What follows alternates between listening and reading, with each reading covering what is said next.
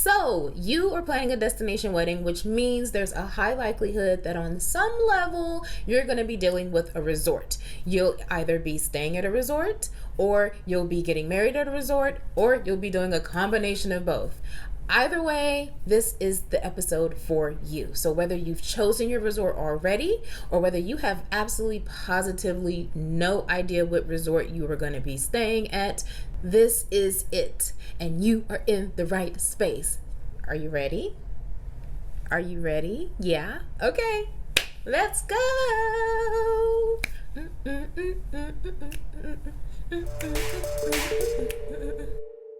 Hey Destis and bride friends, welcome back to the Desti Guide to Destination Weddings.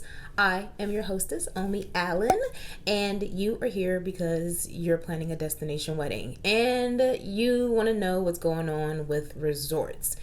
The episode is finally here. The one that you need, the one that really I needed to. I get so many questions from you guys about, hey, Omi, what do you know about this resort? Or what's going on with this one? And although I have interviewed many Desti brides and Desti pros at this point, I'm still not quite the professional when it comes to resorts. I can admit that. But what I do know how to do is reach out to professionals and get you the answers that you need. So that is exactly what I did today. So this week, still rolling with season 3, is our first Desti Pro interview, and I'm so excited to introduce you guys to Jack Benoff. So, who is Jack Benoff? Jack Benoff is the owner of a company called Vacationeeze. Now, he and his team, which also includes his wife, Sharon, specialize in destination weddings. And they have an extension of Vacationeeze called Destination Wedding Ease. You get it? You see what they did with that? I thought that was so cute. And after meeting Jack and talking to his clients and some other just great colleagues I've heard about him in the travel industry, I knew that I had to bring him to you guys because every single person that I asked, what do you know about Jack Benoff? Because I'm not going to bring anybody on the show unless I really know about them and can really trust them to introduce them to my bride friends. So anytime I ask, who's Jack Benoff? Every person said, oh my gosh, he knows exactly what he is doing. And when it comes to resorts or when it comes to any type of advice, you need to listen to Jack. So all of the questions, like I said, that you guys asked me about resorts, I thought it would be so perfect to pick his brain. It's so funny. I shouldn't say I hate it, but it's always weird when people say pick your brain, but that's exactly what we did. I sat with him and he let me just ask him all of the questions. So no matter whether you are looking to figure out what resort, like you have no idea what resort you're interested in, this is the episode for you. Also, if you've already chosen your resort, but you want to know more about it, or you want to know how you should be thinking about things, or you want to know what you can expect, or what type of questions you probably should already know, all of this kind of stuff, like how to deal with your resorts, this is that episode, and it is so freaking good. Okay, so I had to collect myself. And here's the thing. I'm excited. I'm going to get you to this interview. But before we jump in, we must thank our sponsors. And today's sponsor is, you guessed it. Or actually, can you guess it? Do you know who the sponsor is? It's Destination Wedding Ease. So, like I said already, Destination Weddings by Vacationeeze is Destination Wedding Ease. And I'm so excited to really partner with them this season. And really this year, you guys are going to get so much information. We have some really fun things happening in the pipeline, including this episode right here. But Jack has been involved in the travel and wedding industries for over 20 years. He was a part of the founding team of The Knot. Heard of it? Yeah, of course you have. And he ran one of the large honeymoon and destination wedding companies. His family's been helping people plan their travels since 1978. He travels 1 to 2 weeks a month to various destination weddings and has been featured on many sites as a destination wedding specialist. So, of course, it's just natural for us to have him here to give you guys all of the deets. And one of the things that they're so very proud of is the fact that they actually stay at the resorts that they send their clients to. He talks about it more in our interview, but I'm just so very excited to partner with them. I know you guys are going to be excited too. I can't wait to hear how much you love this. But thank you so very much to Destination Wedding Ease and Vacationeeze for sponsoring this show and just sponsoring the Desti Guide to Destination Weddings in general, because this is how we keep things going, y'all. This is awesome. And you can contact Destination Wedding Ease at destinationweddingease.com. The link is in the description below. You can also find them, of course, on Destiland. There is a full page, so it's desti.land/vacationeeze. So if you are excited, which I know that you are, I know you're ready to get to this, go ahead and give me that thumbs up and like this video. And while you're there, if you haven't already, please make sure that you go ahead and subscribe, because I've got new videos coming every week. It's season 3, y'all, and I've got some stuff brewing and I'm so excited. But again, where was I? Okay, so you've already did the thumbs up, you've already hit the subscribe, and the only other thing that I want you to do is drop a line in the comments. If you are brand new here, welcome. Give me that hashtag I'm a Desti and let me know when you're getting married and where you're getting married. I do this for you, and the more that I know about you, the more that I can help you. So let me know when and where, and you never know what is going to come. It may be exactly what you need, because I already know that this resorts episode is exactly what you need. So I'm going to stop what I'm doing. If you ever have any questions at all, I am here for you. Drop them in the comments. So yes, I know that when I start doing this, it is time for me to stop recording. So here is my interview with Desti Pro Jack Benoff of Vacationeeze. I know you guys are going to love this interview, and I am going to see you next week. But until then, I'm wishing you all the best week of your life and reminding you to have the time of your life, planning the best days of your life. Bye, guys. Hi, Jack. Hi there, Omi. How are you? Welcome to the show. Thank you. Thanks for having me. No problem. So, I already gave the intro on you, so you have a good idea. But I know that you're amazing. That's why I have you here. But can you introduce yourself to our audience and tell them all the magic that is Jack? All the magic that is Jack. Not really that much, but been involved in the travel industry for about 40 years. Been involved in the wedding space as one of the co-founders and first employees of a company called The Knot. So I've been around the wedding space for a long time. And we've been doing destination weddings for about 20 years. Love it. And you're very well traveled. So can you give us an idea of how all the places that you've been to, you love, and all that good stuff? Wow. All the places that I love. So our goal is not to be in the office 2 weeks out of every month. Inversely saying 2 weeks a month, we're someplace. So prior to COVID, we were someplace every couple weeks. Love the beaches of Mexico, Riviera Maya, the Caribbean, Asia. But for destination weddings, we try to visit the resorts that we suggest for our clients all the time, so that we have direct relationships with the wedding planners, the general managers of the resorts, the activity teams. So Riviera Maya, Punta Cana, Jamaica, I'm probably in Riviera Maya a week every month. Ah, such a life. Riviera Maya, a week a month. It's a tough life to have to be sitting on a beach with a pina colada in your hand, looking at a wedding gazebo. Yes, just making weddings just amazing and loving, enjoying Making the them happy. venues, all Right. that good stuff. And you spoke on resorts, so that's what this episode is going to be about. Anytime I asked, who's Jack Benoff in Vacationeeze, what do you guys think about that? Every person that I've talked to has said he is a wealth of knowledge in resorts. So we're going to talk about resorts. I'm going to try to get as much information from you as I can in this hour. Okay. So are you ready? I am ready. Okay. So I'll sit up straight. yes, you're ready. Okay, we can do this. No. So the first question, when a client comes to you, and they have no idea what resort they want. How do you walk your clients through that process of choosing their resort? And I always say to clients that I think that's part of the magic we bring to the table. If they did nothing more than speak to us about that, that's the magic. And I think one of the things I always stress to clients is we really are trying to take care of the needs of two groups. One, the bride and groom, but even more importantly, all the guests. So we may spend a half an hour to an hour learning about the guest, because I always joke with clients and saying, you may be a Ritz-Carlton bride and groom, but your guest may be Hampton Inn bride and guests. So there's no sense of spending their money at a Ritz-Carlton if they're not going to appreciate the quality that they're going to get. So let's save that for you for your honeymoon. So it's very important for us that we learn about the guests, what their physical needs are. Are there any disabilities with anybody? How old is the group going to be? Are any food allergies? What's the vibe you're looking for? Is there a specific restaurant that you're looking for, a cuisine, because everybody loves sushi or no one wants Italian? Is there a brand of alcohol or a drink you're dreaming of? So we want to learn that.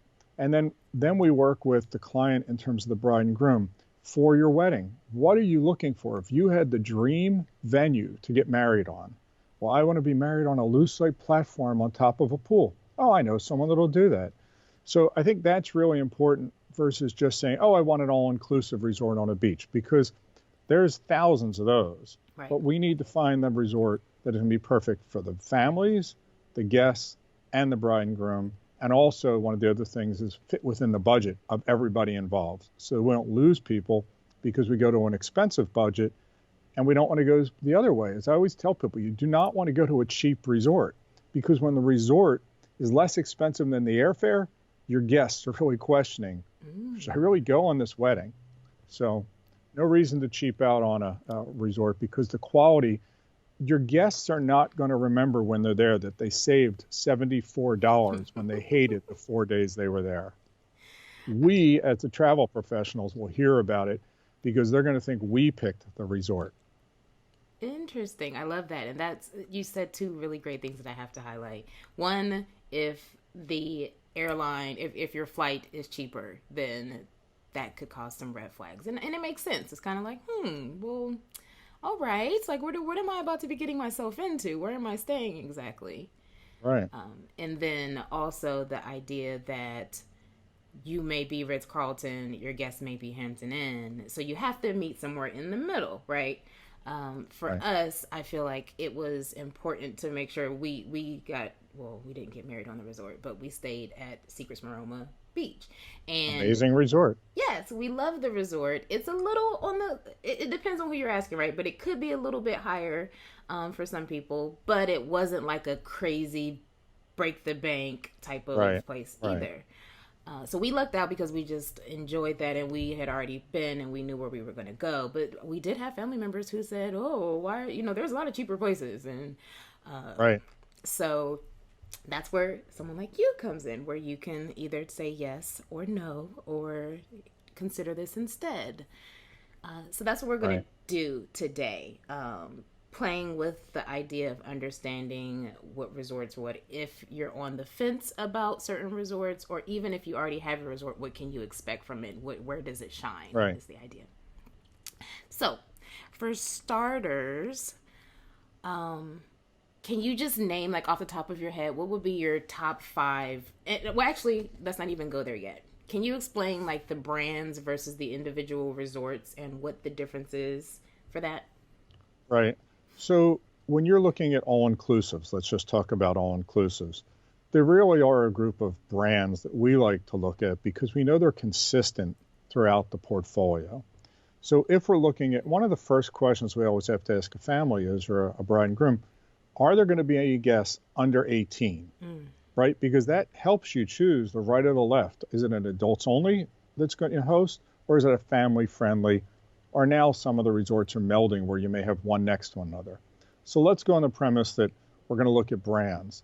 So a couple of the brands we like are Dreams and Now, which are owned by AM Resorts, Azules and Generations, which are owned by Charisma, and also Margaritaville and Nickelodeon, all part of Charisma, and then Hard Rock, and then Palace. So I think if you stick with that, that gives you throughout the Caribbean and Mexico between 100 and 125 resorts to start choosing from. And they're consistent. And then the other thing that's very important to the bride and the groom is the wedding planning experience within those brands is very good and will allow you to customize. If you start going down the food chain to some of the other companies, we find that the wedding planning experience just isn't good. It's package oriented, that they want to sell you the bronze, silver, purple package. And if you happen to have something you've seen on Instagram or Pinterest, and it's not part of a package and it's not in their repertoire, it becomes a very bad experience for the bride and groom. And it's not going to be something you know until you're already contracted and into this for months. So it's something we've learned over the past years is trying to find resorts. I always say to our clients, we want you to have the wedding you want, not the wedding planner at the resort wants to sell you. Because if you go to those resorts, and there's more of those resorts than there are what I call the customizable resorts. As an example, I was at a resort in December that's not one that we work with, but they wanted us to work with. They had 8 weddings going on that day. During the afternoon, I walked down the beach and I saw about 6 of them set up. And every one of them was exactly the same chairs, the same tablecloths, the same silverware, the same light posts. It was a cookie cutter because everybody probably bought the gold package.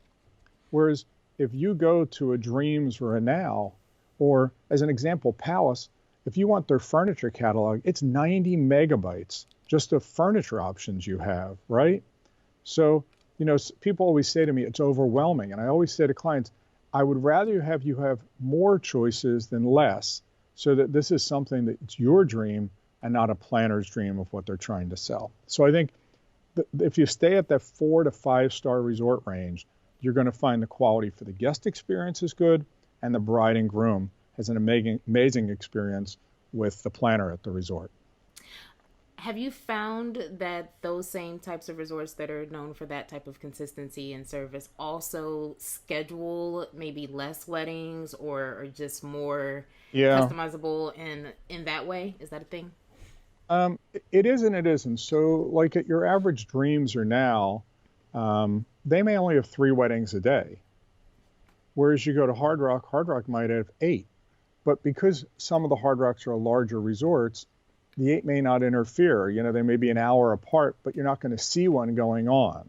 Okay. There are other resorts. I know of a resort that'll do 12 to 14 a day. Now, it's still a 1,500 room resort, but trying to have discussions with the planners for the 9 months to a year in advance, you can never get them to respond. And that's one of the common complaints we hear from brides is, I tried to reach out to a resort before I got to Vacationeeze.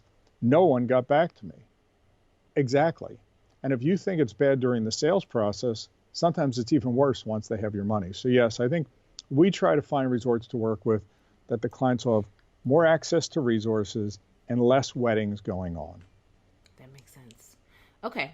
So if someone's looking for, and I guess there's a lot of criteria that exists, and I actually did a little poll to see what the important things were. So you touched on it a little bit, but adult only versus family friendly. If someone's looking for adult only, can you give us some ideas on that and how they should be thinking? Yeah, so brands, let's go back to your question about brands. So brands with adults only, I think a couple of my favorites, Secrets and Breathless, which are part of AM Resorts.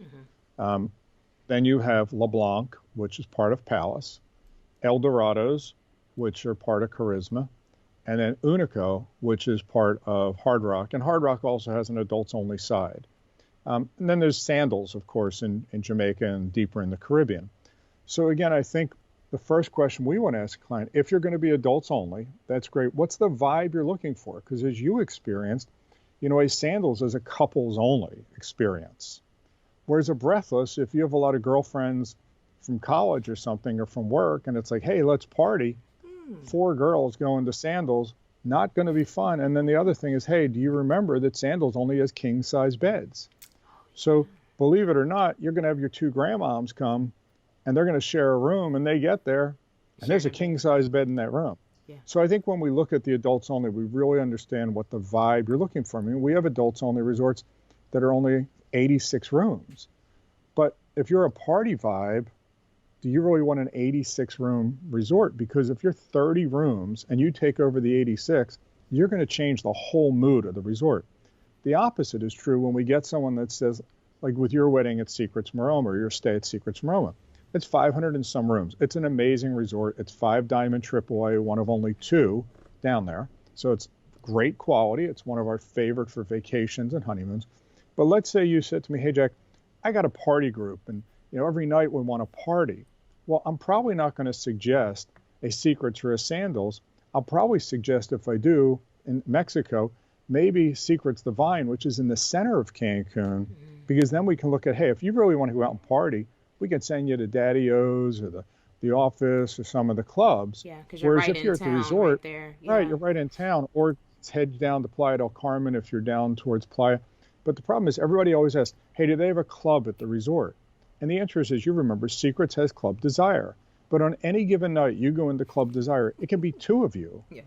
And I always tell people, right? I mean, it's honeymooners, the majority of people. It's old people like me that may be there on an anniversary. We don't want to go to the club.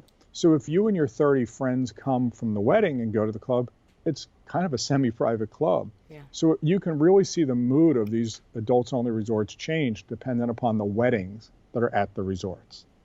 So again, going back to the same, it's the vibe. What are you looking for? Is there a food type you're looking for? Are there activities you're looking for? Do you want to be near someplace? Because in Mexico, the latest thing is I want to be close to Tulum, right? Well, we're not going to send you up to Playa Mujeres if you want to be close to Tulum. Right. So, yeah, that's a good point, but I think too. the vibe. Yeah, that makes sense because, yes, the Club Desire that was at Secrets, it could be a good thing or a bad thing, right? It could be, if it's empty and it's just you and your whole party, then it could be fun if you guys just want to party with yourselves. But right. At the same time, if you do want to get out, like we ended up shuttling people to Playa del Carmen, which turned into a different night, but that's what you would have to do versus literally leaving, just walking off your resort and going somewhere else. So that. Right. And I always tell people, if you look at a larger resort, there's more people like you there. Yeah. So you're going to have an opportunity for more activity. Or look at something like Breathless, because I guarantee you that if you're at one of the 4 Breathless, there's more activity in the evening because that's what Breathless is about. Where Secrets was really kind of a Sandals type experience. It's more for romantics and couples and it's quieter. But, we've done girlfriend spa trips there, or guys, bachelor parties, because they're great resorts, great food, great restaurant, great brands at the bars, and really a relaxing experience. That makes sense. Do you ever see people get married on one resort, but they're staying at a different resort? Does that happen, really? You can't really do that. A lot of times we'll have a wedding and then move the bride and groom to a different resort, quote unquote, as the honeymoon, to get away from the family and friends. But I don't, most of the resorts now want 80 to 90% of the guests at the events to be also staying at the resort. And then the problem is, so the resorts they're not in the position that they're just going to host your 4-hour event. I don't know any of the resorts. We know villas we can work with, an offsite premises like you had that we've done that with, but I don't think any of the resorts will do that. Well, they'll host just, 100 people for an event and not have people stay there. What's your rationale? We have the opposite. I'm sorry. I'm sorry. So we have the opposite with that is that there may be guests that don't want to stay at the host resort. Maybe they have a timeshare. Maybe they're going to do an Airbnb. And in the old days, it wasn't a problem. But what we're finding in the past year has been the resorts are only going to allow a number of guest passes to be sold or day passes to be sold. And the problem is those passes can run from $80 to $150. Yeah. And what I always tell people that they want to save a little money or not stay at the host resort is, look, part of the fun of a destination wedding, look, the ceremony, the events are great, but the real fun is hanging out with your friends and family in this relaxed, amazing atmosphere for 4 to 5 days. And if you're only coming for 4 hours, then it's really not what the whole destination wedding experience is about for everybody. I mean, the bride and groom, they're going to have their amazing event, but they want to be with you in the pool. They want to play volleyball with you or maybe go golfing. So if you're going to stay someplace else, I think it's respectful to come to the wedding, but I think the fun is hanging out. No, yeah, I absolutely agree with that. One of the best things for us was just walking along. I remember we were at the gym and we two guests kind of just surprised, just happened to see us, and we're like, hey, like we happen to be at the gym at the same time. You just run into your guests, like it's just fun. So that's 100% right. And I definitely, we have people go, oh, we're gonna stay somewhere else. It's like, okay, but you're gonna have to pay to get to the resort. You're gonna have to pay to get to the venue. You're gonna have to pay to get inside and have a good time, and you're gonna just be missing out too. So it's completely, I agree. It's definitely respectful, and you're kind of shooting yourself in the foot a little bit if you're a guest and you don't attend that. I think it's, and how much are you really saving sometimes? Like how much are you really saving? Look, if someone has a work or a family issue and they can only fly in and fly out for the day, look, I understand that. But what happens with us is we've had people that will stay at another resort, and then we get a call from them saying, hey, my name is so-and-so, can you help me? Sure, what's the problem? Well, I'm staying so-and-so, but I want to attend so-and-so's wedding, and I'm here now, and we want to switch hotels.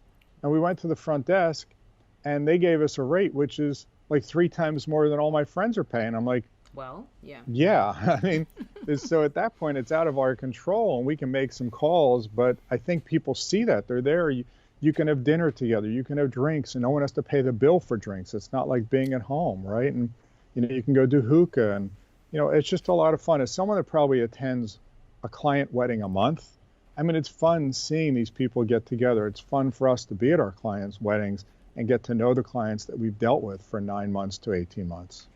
Yeah, that makes sense. Oh, I love that.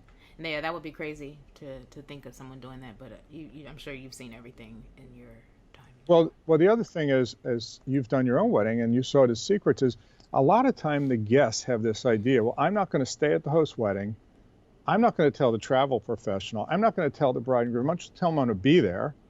And then they try to show up because they think in their mind that they're just going to get in a taxi and go to the resort. Right. But you can't, because these resorts have security and a front desk.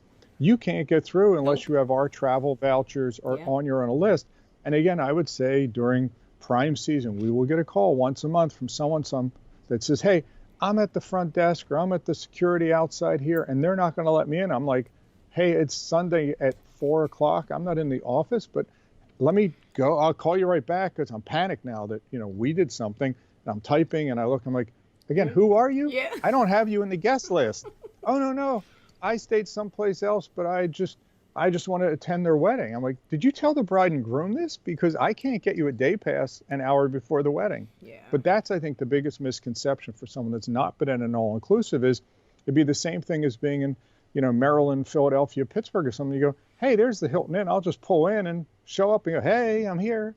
But you can't get into the resorts because of the security, which is good, right? I mean, absolutely. So it has a very exclusive nature. Yeah, that makes sense too. What is you talked about it a little bit, but what is your take on this? Because I've heard complaints about it, and it can kind of be a difficult thing where, and I've seen it more in Jamaica for whatever reason, but the capacity, like say if someone's getting married in Jamaica and their family, they have certain family members that are in Jamaica. So it will be a 50-50 split of people who are visiting versus people who actually just live on the island and want to attend the wedding, and the resort does not accommodate that, or that is against the rules for them. They want you to have more guests. Because they don't make their money on the wedding events. They're making money on rooms, right? Mm-hmm. So we have this probably a couple times a year in the DR and in Jamaica. But it's something we ask right up front, so we address it. Like right now I have a wedding that 50% of the family is from the DR. And I said to the woman, if you're in Jamaica, Mexico, the DR, or wherever, they give what's called residency rates to the locals. And they're substantially cheaper than our rates because their income is substantially less than ours. So I always try to work this out up front because we always ask people, what are the top 3 cities your guests will be flying from? And I do that for multiple reasons. I don't want someone from Pittsburgh telling me they want to have a wedding in Hawaii, right, for 3 nights because it's too far. So when you tell me you want to be in St. Lucia, I'm like, your guests aren't coming to St. Lucia because it's $1,100 to get there. It takes 12 hours of flying, 2 days of driving. So the same thing with the residency. I always ask that question, when I hear Jamaica or the DR and they have they may tell me about why they love Jamaica. They're from there. That's the first question we want to know is, do you have friends or family? And if we address it up front with the resorts, they're fairly flexible in that either getting a residency rate or knowing up front that we're going to need 50 guest passes just for the one day. They can't come back and forth all week. So it's just something I think that as a bride and groom planning something, it's something you need to look at your guest list. And if you know that's an issue, have that discussion with your travel planner right up front. Because there are certain resorts, like you said, that are black and white. That's it. No. You have to have 90% of your guests staying. We'll cut you off. Other resorts, with the relationships that we have, we can get that done. Are there certain resorts that are just more flexible than others? Like their rules are just more lax than others? No. I think that, I would say yes and no. I mean, sometimes the AM resorts, because they're 60 or 70 resorts, they tend to have a format. When you deal with these onesies, twosies resorts, you just never know. It's at the whim of the general manager. So again, if you stay with a list of resorts that we kind of discussed up front, then yeah, we kind of know up front what the flexibility is going to be. Okay. But again, you're never going to find someone that says, well, I'm going to have 50 people coming to my wedding and 25 are local. Very few resorts are going to want that because they're not going to make enough money on the room nights. And they're not going to want to throw the mood of the resort off by bringing in all these locals. It changes the atmosphere. Yeah, that's a good point. That makes sense. It just makes it difficult for the client, but if they knew in advance, then it's something to... Just needed, again, the more we can learn up front about your needs, wants, and desires, the better we can suggest a group of resorts as options for the client. Okay, hold on. I know you're all into this, and I told you that this was a good interview. Isn't Jack great? Aren't you so very excited that I've decided to partner up with him? So Vacationeeze and Desti are going to be doing some really great things right now. I know you're excited, and I just have to take a moment to thank Jack and Vacationeeze for sponsoring this episode. So by now, I know you can already tell that Jack loves what he does. But one thing I did not tell you was that this man actually has a YouTube channel as well. So make sure that you check it out, because in addition to all of the tips that we are getting here, you can also finish this and go straight to his YouTube channel. The link is in the description below. And that's a really great way for you to get to know him even more if you just can't wait for the next episode. So this is going to be great. I'm so excited to partner with Vacationeeze and give you an idea of exactly what it's like to be a Vacationeeze couple. Okay, back to the interview. Gosh. Okay. What resorts, if food and drink, the higher quality is important, is there a certain type, or is there what a certain destination? Brand? Pick a destination. In Mexico, since I'm going to say that first. Where in Mexico? Riviera Maya. Let's go Riviera Maya, Mexico. Riviera Maya. So let's go on the premise you're family-friendly resort. Okay. And you want amazing food as of, where are we today? October 2020, right? Right. So if this was something we were talking about, which is a call I had last night, and we talked about what is the food you want. So right now I would say the best food, in my opinion, as someone that's stayed at many of these resorts, is the Grand at the Moon Palace. Mm-hmm. If you want a steakhouse, they have two steakhouses, and their steakhouse actually has, look, it's not Morton's or Ruth Chris, but it's definitely a step up from Lone Star, right? Okay. Or Outback. Right. So it's someplace between there. But not only do they have that typical American steakhouse with amazing sides and amazing decor, but they also have now an Argentinian steakhouse. Ooh. So, and at their Japanese restaurant, included on the menu is Kobe beef. So, that's something you don't see down there. And so they have at the Grand, they have 12 restaurants ranging from 2 steakhouses, 2 Mexican restaurants, a taco restaurant, an Asian fusion restaurant, a sushi restaurant, a French boulanger with pastries and crepes and homemade ice cream and coffees open 24 hours, a Peruvian restaurant with amazing food, a French adults-only restaurant, and as a guest at the Grand at the Moon, you actually have access to the Moon Palace right next door, so you have access to about 25 restaurants for dinner. So does Moon Palace have... I'm sorry, go ahead. Yeah, so Moon Palace is right next to the Grand, and I always tell people, think of the Grand as being the Ritz-Carlton of all-inclusives, so it's the VIP area of the Moon. And the Okay. Moon has 10 restaurants as well for 2,500 rooms. But as a guest of the Grand, you have access to the Moon. Now, if you're at the Moon, you can't come to the Grand. That was. You have to buy a day pass for $200 a day. Hmm. Right. The Grand is one of the few all-inclusive resorts that I know that has single malt scotch. So if you go to the bars, you will see Glenlivet, Glenfiddich, maybe a Macallan. Wow. So again, it's probably the only all-inclusive resort that has that for everybody. Some of the AM resorts will have that in their preferred club. So if you're at a Dreams, Mm-hmm. but I would say food is going to be the Grand to me. The plating is beautiful. Um, their buffet, if they still have buffets going forward, Right. they will. They're not going to be self-service, but reminds me of being in Vegas at the Bellagio or the Wynn buffet. So I think another group of resorts that has amazing family-friendly would be Generations, which is part of Charisma, and Charisma talks about themselves as gourmet inclusive. Right. So gourmets, so they have Generations, family-friendly, the Azul, which is family-friendly. They have a Margaritaville, which they just opened, that has to meet the criteria of Jimmy Buffett's Margaritaville chain, so you know it's high quality. So their product is very good from family-friendly. The AM Resorts is very good. I think some of the resorts are better than others, the Dreams and the Nows, but like Dreams, Playa Mujeres, I think they have 7 or 8 restaurants, and I've had good meals at most of them. Dreams, Riviera, Cancun, very good. So, and Hard Rock, I think, has a really good selection of meals as well. So I think if you stick with them, and then another place, it's expensive, but it is really even a step above the Grand, is the Grand Vilas in Riviera Maya.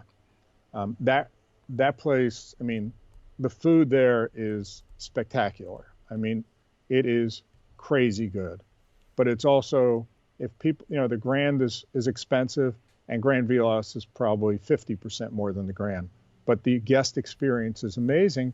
But going back to that, if you to me, I want a foodie resort, but we want to party, I'm like, nope, we got to take Grand Vilas off, because the party, it's not that atmosphere, but food wise and level of service, caviar by the pool, things like that.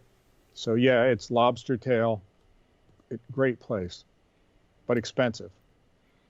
And that's family friendly. Is that family That's friendly? family friendly. They do have an adults only area within the resort, but it is family friendly, yes. Okay. And like we were team adult only all the way, and it's sounding like, and I'm wondering if this is accurate, that like, is it possible to kind of get that same feel, like a grown up feel from these family friendly type places, Yeah, resorts, or certain ones maybe yeah. So I closer? think there's 2 ways to look at it. First of all, it's time of year, right? So if you want family friendly, don't go during the summer, because Mm, every family is going to have 2 kids in a room. yeah. So there's going to be kids running all over. Don't go during holidays, Easter, spring break, Passover, um, Thanksgiving, because that's when affluent families travel.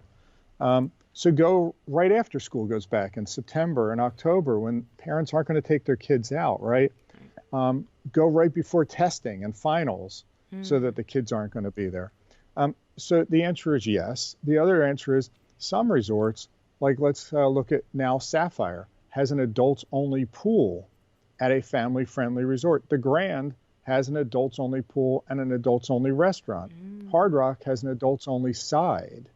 So that's one option. Then you have the other option, which is becoming more popular. It's harder to find, but it's kind of what we look at is, let's find one company that has a family-friendly resort, and then right next to it is an adults-only resort. So Secrets Playa Mujeres and Dreams Playa Mujeres. mm, The guests can stay at either side, have the wedding events at the family-friendly, and then the guests can go between them both, mm, or stay at either place. So Generations, we love hosting weddings there, and right next to Generations is El Dorado Royale and El Dorado Casita. mm. So again, you can have your family stay at Generations, you and your friends can stay at El Dorado, and you now have access. So like we do a lot of weddings, our South Asian weddings, at Generations and El Dorado, because it now opens you up to 14 restaurants in the evening. And then even if you're staying with your kids at Family Friendly, you put them in the kids club, and then you can leave there and maybe go down and hang out with the people at the active adults only pool. So there are some resorts in every destination that are now doing that. which the same company is opening 2 resorts next to one another, or they're opening up an adults-only area or adults-only rooms. Like Dreams Tulum now has adults-only rooms and an adults-only pool and a family-friendly resort. So again, that's, I think, I always say to people, if you give me an hour of time, we can come up with a good list of resorts. But trying to plan a wedding via email, it's not going to work, because we need to hear these things from you that's never going to come out in an email exchange. Okay, and you actually, there are times when you go with your clients to places, right? Yeah, I'm a big believer of site visits. Most people don't do them. But with our larger weddings, again, we specialize in South Asian or Indian weddings and Nigerian weddings, which tend to be, I think the largest wedding we've done is 400 people. Wow. But anytime I have a client that is a South Asian client, I won't take them on unless they do meet me in the destination. And we spend 3 to 4 days looking at resorts, tasting food. I introduce them to the vendors. I want them to talk to the wedding planners, because in these weddings, it's the same as your one wedding 4 times over. Because think about it, they may have four events in that given weekend, 4 or 5 events. So right now I have an Indian family I'm working with that is Muslim and Christian. So we've got 2 wedding ceremonies, a welcome party, 2 cultural events in one day from the bride's side. Then we're going to have a reception. So I think we're going to have 5 events over a 4-day period. So to me, I'm very good at helping a client pick a resort. I mean, very good at that. But there are so many opinions when you have these 2 large families. I've hosted 13 people with me for 4 days, and we've seen 12 resorts. But I want them to have that feedback. Plus, the other thing is, I think the food is very subjective with the South Asian community. So I want them to taste the food, because I can say, I love that Indian food. And they go, it's not spicy enough. That's Southern Indian, not Northern Indian, Jack. So, but yeah, I will, if we have a client that's over 100 rooms, we will not take a client on over 100 rooms unless they meet me in destination, and I want them to do site inspections. Yeah, that makes sense. It's important to me. They're making a big investment here. And I joke with them, if you had your wedding at home in Baltimore, would you go see a couple locations, or would you just go online and go, yeah, I like the Hilton? Yeah. So this is a big investment, and you're choosing a vacation for your friends and family. So let's invest some time into this. Yeah, 400 people. That's a lot of room blocks and people for you to juggle. Coming from India, Australia, US, Canada, you name it. It's, yeah, getting the transportation back and forth from the airport with flights that arrive at 3 in the morning. Yeah, they're fun. But again, going back to your question about this, is picking the right resort. Yeah. Because we have moms and dads that may be inviting 100 people, kids may be 60, and we have grandmoms that could be 95 years old coming from India, and they're vegetarian. So I need vegetarian restaurants and flexibility, that because they're culturally interesting in terms of their cuisine, I need to see if the resort's going to put some stuff out for breakfast and lunch that may be not on their normal buffet. Yeah. Nigerian, the same thing. There's different flavor profiles, and there aren't too many all-inclusive resorts that have Nigerian restaurants on site. Do you know one? No, none, but I know some that will work with the family and make sure that there is a porridge that people from Cameroon tend to like for breakfast. Yeah. So I had a grandmom come on a site inspection and talk to a Mexican chef and teach them about some Nigerian Cameroonian food. And they were kind enough that they had some of those things at the lunch buffet in one of the restaurants. Wow. Do you remember which resort that was? Generations. That's awesome. Yeah. That's so cool. A Sri Lankan chef worked with a woman from Cameroon to create lunches for like the granddaughter's wedding. It was amazing. Oh, that's so cool. That's awesome. Are there the grands, as you were talking about, in Mexico? Is there a grand in Montego Bay or in Jamaica? Nope. Okay. There is only one grand at the Moon Palace, and that's the one at the Moon Palace in Cancun. But I think every destination has that blowout amazing hotel. And then they are opening in Punta Cana in 2022. Palace is supposed to be opening a palace complex. With COVID, I don't know if it's now going to be 23 or when it'll be. But Okay. again, if someone says money's no object, then there are resorts that we just look at. The problem sometimes with that is many of these resorts that are money or no object resorts are small and boutique-y. Mm. So if you look at Punta Cana, one of my favorite resorts is Zoetry, but it's only 98 rooms, right? And it may not be right for everybody. It's probably not right for everybody for a big wedding, because then we run into an issue of we don't have plan B backup space, which to us is one of the most important things, is making sure that there's plan B backup space in case it rains or it's windy or something. And you go to one of these boutique resorts, they don't have that. They have 98 rooms, they meet all your other criteria, and then you have to deal with the tent. The other problem is some of these resorts will just tell you, let's say, misinformation about their plan B. There's a resort in Jamaica that I like, and their plan B is their lobby. They will basically, if it rains, they don't have ballrooms. They will basically take and convert a section of their lobby into a ballroom. So I think that's really important. And brides And do they don't know to tell ask that? these questions. Yeah, I was going to say, is that? No one's going to ask the question. No, I mean, unless you're working with a travel planner that knows the resort, knows the wedding team, you don't know the questions to ask for me to give the answers that you need. Yeah. So that's why, like I said, it's very important, I think, that we have an hour conversation with a client to really understand what it is. And a lot of times people will say that to me. I say, is there anything else you want to ask? And they say, no, you gave me questions and answers that I didn't even know I should have had questions to ask you. Yeah. But so that's, again, just because you see a cheap resort and it's all inclusive, does it have wristbands? Does it have towel cards? If you stay in a cheap room, can you eat at the good restaurants? And that's why the brands that we tend to like have uniformity, that if you stay in a cheap room and I stay in a master suite, we don't need towel cards. We can sit at the same place in the beach probably.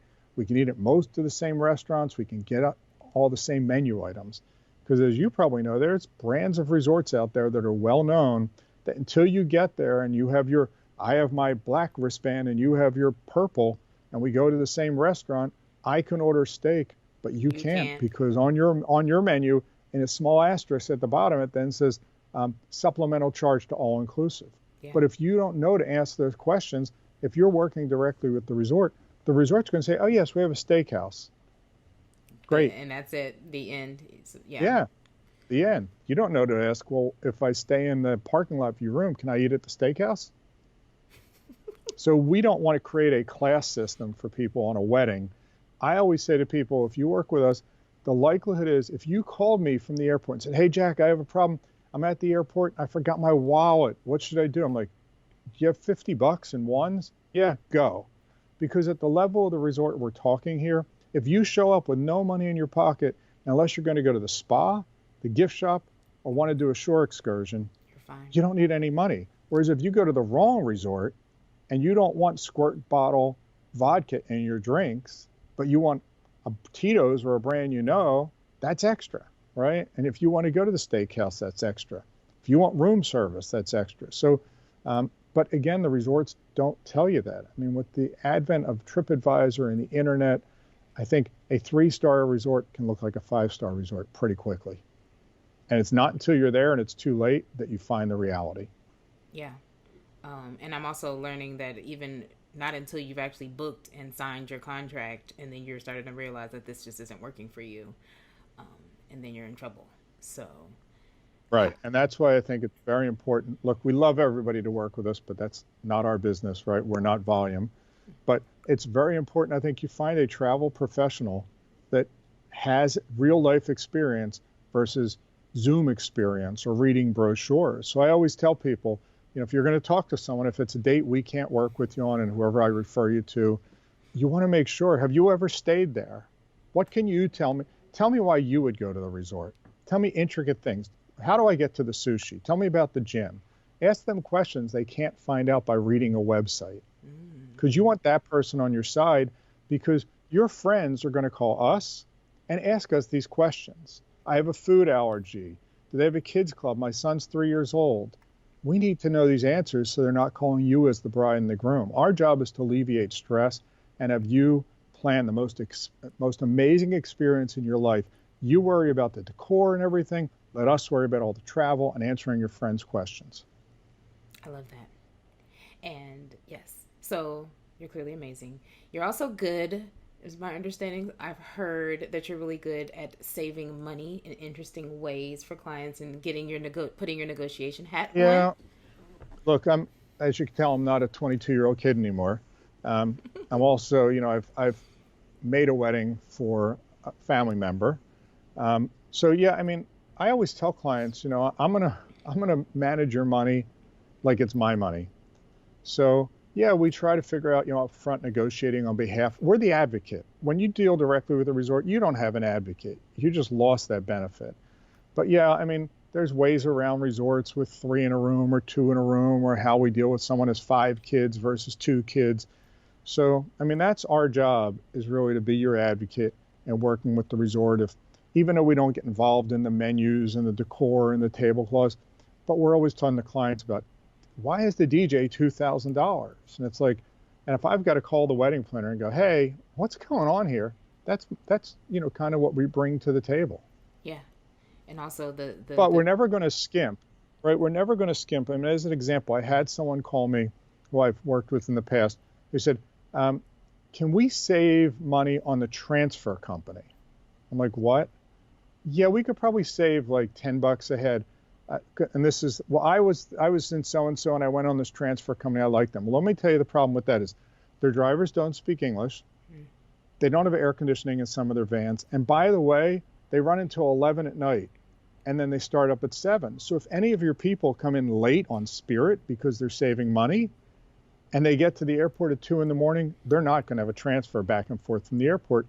So for me, we may spend a little bit more money on certain things, but that's important, that when your guests get to the airport and they're dealing with all those crazy timeshare people on every destination shoving signs in their faces, that they know who to look for. It's a reputable company with a U.S. or local phone number, and someone's going to be there no matter what time it is. Yeah. So yeah, we love to try to advocate for our clients and help clients save money. But sometimes, penny wise, pound foolish. I mean, when I hear people tell me we can save $7 by going with Joe's transfer company, it's crazy. Okay. I love that. And that makes sense too. When it comes down to consistency between brands, how do you, like, if someone seems to, I'll give you an example. Like, I love the Moon Palace, and I'm thinking about Moon Palace Cancun versus Moon Palace Montego Bay. How do you even approach something like that? Well, okay, so it's Moon Palace Ocho Rios. Okay, there we there's go. no moon, See. right? Okay. And again, I mean, Jamaica's its own animal, right? I mean, so, I spent about a year working as a consultant at Sandals. So I've been to Jamaica. I'm a Jamaican. Okay. I mean, I've been to Jamaica a lot. The Jamaican people are very interesting. They're fun to deal with, but Jamaica is totally different. And, so I would say to you that, and this is only my opinion, the Mexican staff, no matter where you are in Mexico, really has hospitality in their heart. And you really feel as though they care about every guest. The Dominicans do also, but if you went to the same, let's call it Now Resort in the Dominican, and you went to a Now Resort in Mexico, and the same restaurant had the same menus, I can almost guarantee you the food at the Mexican resort is substantially better than the restaurant in the Dominican. So I think, you just have to look at the environment. I mean, so Jamaica is going to be a little bit different physically. I mean, if we're talking about Moon Palace, I mean, that hotel, the Moon Palace Jamaica, I was there 30 years ago or 20 some years ago when my kids were little, when it was the Renaissance Jamaican Grand. I mean, so they've done an amazing job renovating these hotels, but they're different. And again, that's something else we look for. I always ask people, what is the architecture you're looking for from your hotel? Is it modern? Is it Mexican? Is it Caribbeanish? Is it beachy? Do you have to have a balcony to have your coffee from room service in the morning? So those are the questions, because again, these are things people don't think about until they're there. And if talking about the Moon Palace in Jamaica, which is one of our favorite hotels, great location, especially if you want to be in with the Jamaicans, people have complained, they don't have balconies. Yeah, well, okay. I mean, if that's that important, we ask that up front. So, but yeah, there's consistency within brands, but I think as you look at destinations, you just have some issues. Okay. And we are definitely going to jump into destinations. We're going to have you back, and I can't wait to dig into great. that. Thank you. I can't wait. Hopefully I'll be in a destination. I can talk to you from there. Yes, that would be absolutely amazing. So just to get a quick, so when it comes to destinations, because that's like the number one thing to do first, right? Do you decide on the resort brand, or do you do destination brand? Oh, no, it's destinations first. And I think a couple things we look at is, so where are you and your guests flying from, right? That's the first thing. Yeah. Because we want to think about flights, even though it's not something we can price a year and a half in advance, but we know how the time is and what the prices are. Then the next thing we want to look at is, so what type of destination? Do you want to be on the beach? Do you want a tropical vibe? Do you want palm trees? Do you want a high-rise resort? And then it's price, because, Jamaica tends to be more expensive than Mexico, and the air tends to be more expensive. So I think when we look at those things, we can come up with a solution. But I say this to some people because sometimes people are so fixated on the destination, and I'll say to someone, look, if I put you at a Dreams Resort or in Mexico, and I spun you around, and I said, welcome to the DR, you're in Punta Cana, you'd be like, oh, great. Because the resorts, fortunately or unfortunately, with their architecture, have done such a great job of homogenizing the resort experience that you don't know. But if you're only going to be there for 3 or 4 days, and you're never going to leave the resort, and it's something I always ask, what else do you want to do? Can we add a shore excursion? Can we add some local event, a cooking class? Then yeah, let's really focus on that destination. Like the Moon Palace in Jamaica, I love, because you walk down the driveway, and you are in the center of Ocho Rios. You want to go to the clubs, the bakeries. You want to go to a jerk pit. You want to go to a bend down market. I mean, I love that.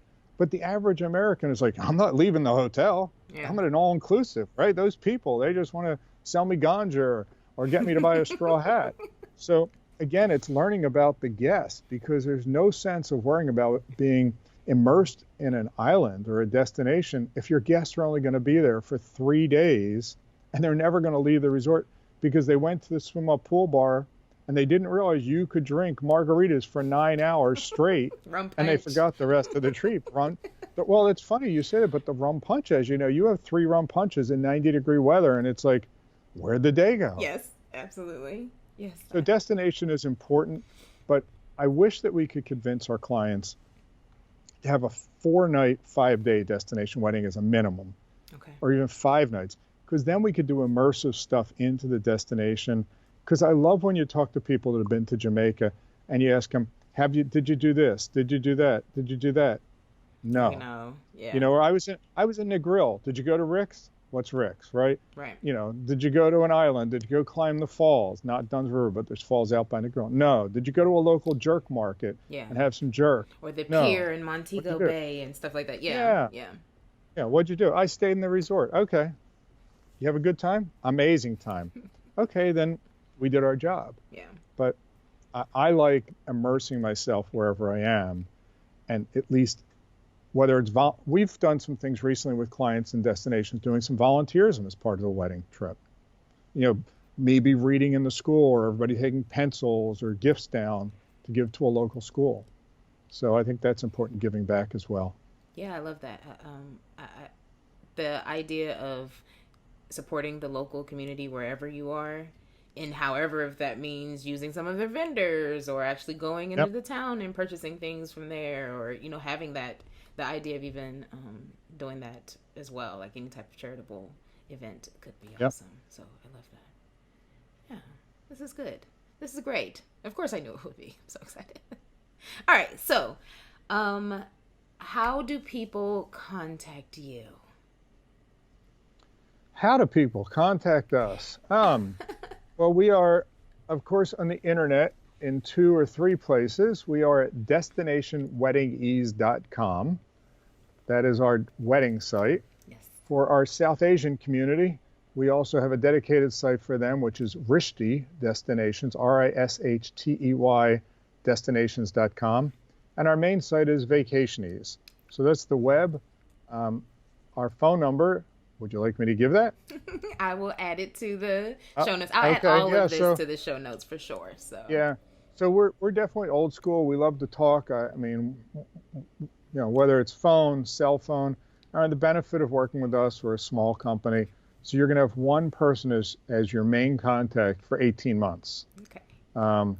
For whatever period you work with us, we're always available. Talking about content, you'll have our internet, you'll have our email, you'll have our Skype, you'll have our FaceTime, you'll have our cell phones, our home numbers, whatever it is you need, we're there. Like I said, that's the key for us. Love that. And you also have a YouTube channel that we must. Oh, yes. Yeah. So, you're right. So there was just, with COVID, I had some free time after we rescheduled all of our weddings and I needed to relax. But I found there were consistent things that people were asking us over the time, and I was repeating myself. And, I would get people just say, well, what about that? So I thought, you know what, let's start a YouTube channel. I have no idea what I'm doing. So probably about 2-3 months ago, I started a YouTube channel. I post new videos every Tuesday. Sometimes they're topics that clients have asked me about. Sometimes they're just stuff rattling in my head. Like I just did one about how to find a wedding photographer. So, there are various options, or about my 5 favorite resorts in Cancun. So every week I have a YouTube channel, and my goal is, once we can start traveling, which will be next week, I'll actually shoot video of interviews with wedding planners at the resorts. I'm going to try to show the venues other than pictures at the resorts, and I've done some property tours at the resorts. So the YouTube channel is up and going, and take a look at it. Yeah, I'll be sure to link to that as well. It's really good. Like I've already told you, I'm a fan of it. Thank you. So it's all of the questions. This is like the thing to even your channel will expand upon a lot of the things that we talked about today. So yeah. So love that. So thank you so very much for your time. They were not lying. No one has lied in saying that the thing about Jack Benoff and Vacationeeze is the knowledge. You just got it all. So there's nothing that I feel like there's nothing I can't ask you. So yeah, look, we know what we're good at, and I think the good news or bad news is we have passion with this. We love what we do. We love helping clients on destination weddings. We love these resorts. We love the destinations, and we love experiencing these things. So that's why we're always traveling, so that you can ask me, and if I'm there, I'm going to FaceTime you and show you your venue. So yeah, it's just a lot of fun. It's just a lot of fun doing this.